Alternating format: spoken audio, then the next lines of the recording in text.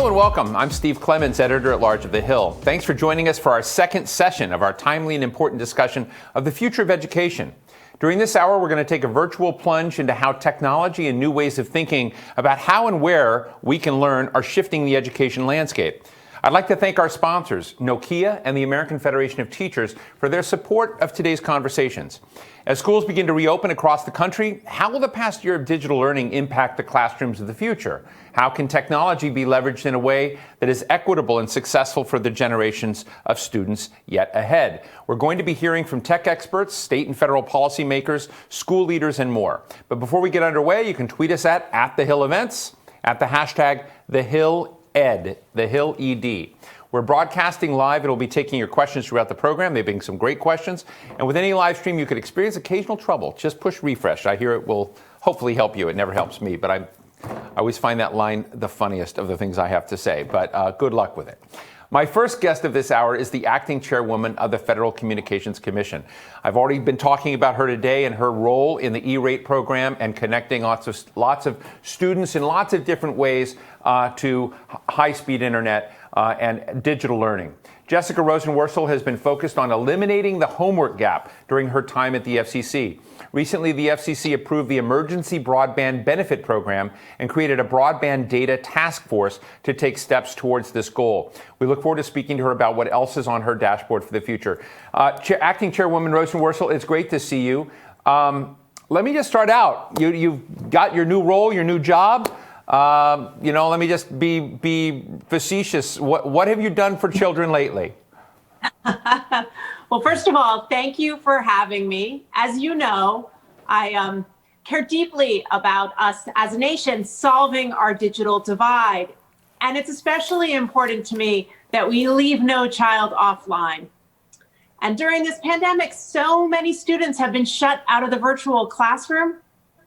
I have been talking for a long time about how we need to do something about it. And I'm really proud that the FCC has already taken steps with the emergency broadband benefit to help low-income households, including those with students, get online. And we've got more good stuff to come with an update to the E-rate program next. Recently, Jessica, I interviewed John Stankey, the CEO of AT&T, and he said maybe we needed to think differently about how, things like Lifeline, we need to think differently about how we reach students, how we do some of the things we're doing. Maybe we ought to be issuing, debit cards or try to, provide benefits in other ways. Is any of that kind of in the sandbox of the Emergency Broadband Benefit Program, looking at what we've learned from SNAP and sort of food support programs and saying, when it comes to digital lifelines and digital connection and children and education, there are a lot of innovative things we can do? That's a really good point. And I think the emergency broadband benefit is really built on that idea. We traditionally talk about the digital divide, and we suggest that we're going to have to work on connecting rural communities. And that's the only thing we talk about. But we've got this bigger problem, which is affordability. And it affects households in rural and urban America and everything in between. So what we need to do is come up with programs that help households that are struggling with paying rent, paying for groceries, keep their internet bill so they can stay online for work, for school, for healthcare, and more. And the emergency broadband benefit that the FCC just established is the nation's largest ever affordability program. It'll help low-income households get a $50 discount on their monthly service, and there's an additional discount for the purchase of a computer or a tablet. This is good news. I know, I don't know how to put this, but I know you love all your children equally out there. But as we look at areas of the country that have been challenged, particularly with marginalized communities, are there one of the things I like to do with these shows is sort of do show and tell. Are there places that we can look at how they were able to kind of move towards a more inclusive, digitally connected, educational environment where real progress was made that others could learn from? Does anything stand out when you look across the country of those kind of opportunities that said, wow, we really did succeed there, let's do that again over here? Yeah, there's no doubt about it. We're in a crisis right now. We are dealing with a pandemic. Students have been outside of the classroom. They've been asked to go to school online. And we've got educators across the country, coming up with every innovative solution they can muster to solve this problem. And I'm absolutely convinced as we emerge from this pandemic, we should study the efforts of educators nationwide. We're going to learn some things in Washington. There are going to be some good ideas out there that we can work with on scale. We're seeing schools loan out wireless hotspots so students can stay online.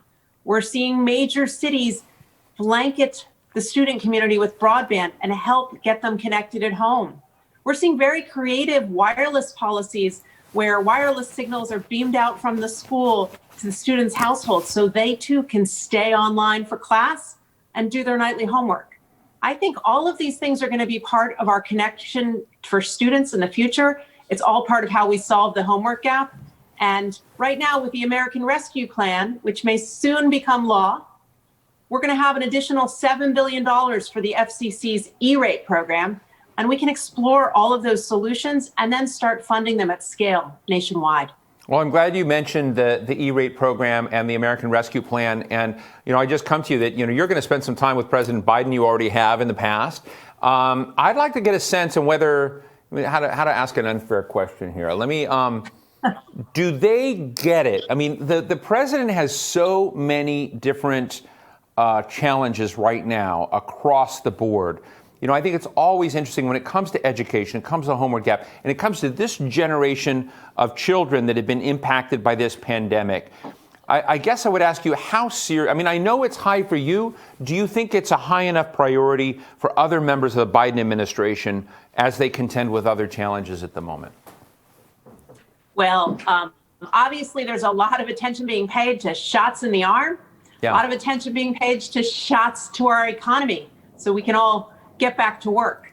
But I think the issue of getting every child connected, solving the homework gap, it looms large because we've now got this emergency broadband benefit in place, and Congress is going to help us, hopefully in short order, update the E-rate program with an additional $7 billion to solve the homework gap.